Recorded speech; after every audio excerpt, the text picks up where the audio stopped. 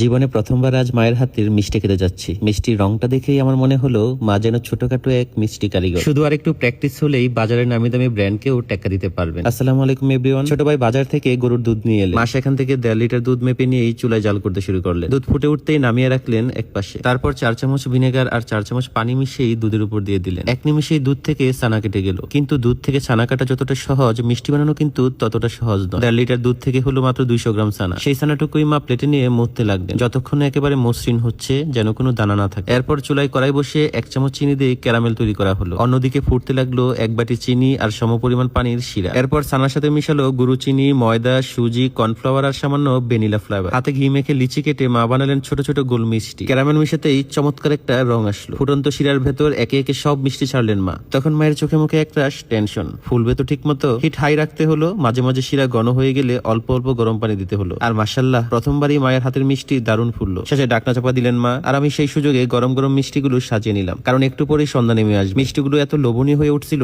যে দেখে আমার নিজেরই ভাষা হারিয়ে গেল। আজকে আমি কোনো রিভিউ দিচ্ছি না, অন্যদিন খেয়ে আপনাদের জানাবো। তবে একটা কথা নিশ্চিত করে বলতে পারি, মায়ের হাতে প্রথম বানানো এই মিষ্টি শুধু একটি রেসিপি নয়, এটা আমার জীবনের এক টুকরো ভালোবাসার স্মৃতি। আচ্ছা, আপনারা কি কখনো বাড়িতে এইভাবে মিষ্টি বানিয়েছেন? কমেন্টে জানাবেন।